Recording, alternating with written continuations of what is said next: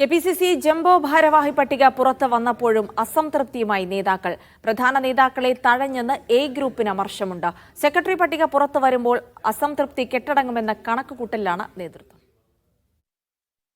മുൻ ഡിസിസി പ്രസിഡന്റുമാരായ K C. Abu, O. Abdurahman കുട്ടി എന്നിവരെ ഒഴിവാക്കിയതിലാണ് എ ഗ്രൂപ്പിന്റെ പ്രതിഷേധം. എ.ഐ.സി.സി സംഘടനാ ജനറൽ സെക്രട്ടറി കെ.സി. വേണുഗോപാലുമായി ചേർന്ന് നിൽക്കുന്നവരാണ് പദവിയിലെത്തിയവരിൽ ഭൂരിഭാഗം പേരും. ഷമാ മുഹമ്മദിനെ പോലുള്ളവർ എതിർപ്പ് പരസ്യമാക്കി. കെ.എം. ഹാരിസിന്റെ പേര് പറഞ്ഞിട്ടും പരിഗണിക്കാത്തതിൽ കെ. മുരളീധരനും അമർഷമുണ്ട്. വൈസ് പ്രസിഡന്റ് പദവി പ്രതീക്ഷിച്ചിട്ട് ജനറൽ സെക്രട്ടറിയിലേക്ക് ഒതുങ്ങേണ്ടി വന്നതിലെ നിരാശയിലാണ് മുൻ തൃശൂർ ഡിസിസി അധ്യക്ഷൻ എം.പി. വിൻസെന്റ്.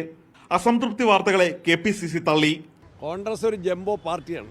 അതിനൊരു ചെറിയ നേതൃത്വം പോരാ, ശക്തമായ നേതൃത്വം വേണം. ഞങ്ങളെല്ലാവരും വളരെ സംതൃപ്തരാണ്, സന്തുഷ്ടരാണ്. അങ്ങനെയൊന്നും സജീവമായിട്ടുള്ള ഏതെങ്കിലും കാര്യമായ അതൃപ്തികളൊന്നും ഞങ്ങളുടെ ശ്രദ്ധയിൽപ്പെട്ടിട്ടില്ല.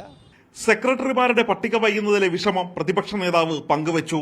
അതിന് കെ.പി.സി.സിയുടെ സെക്രട്ടറിമാരെ അനൗൺസ് ചെയ്യാൻ പറ്റില്ല എന്നുള്ള, കാരണം ഒരുപാട് ചെറുപ്പക്കാരായിട്ടുള്ള ആളുകൾ ഉണ്ട്, പാർട്ടിക്കകത്തുണ്ട്.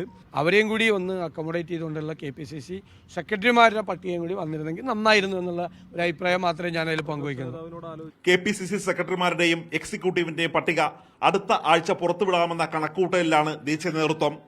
മീഡിയ 1, ഡൽഹി.